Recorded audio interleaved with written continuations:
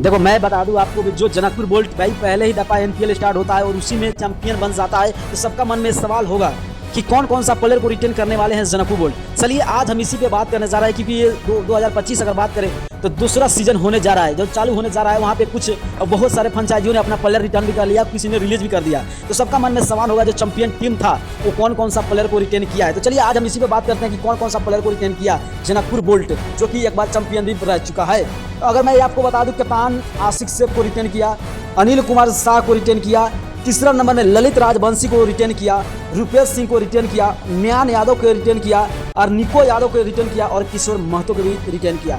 Impact player की बात करें तो इम्पैक्ट प्लेयर में आदि आलम, जो आदि आलम ऑलराउंडर है भाई, उनको भी रिटर्न करने का पूरा नाम चांस बना लिया है, क्योंकि जनकपुर बोल्ट नहीं चाहता है कि अपने मदेशी प्लेयर को हम छोड़ें, क्योंकि मदेशी प्लेयर एक ऐसे योद्धा है जो भाई मैच जिताने का उसके पास पूरा हुनर है।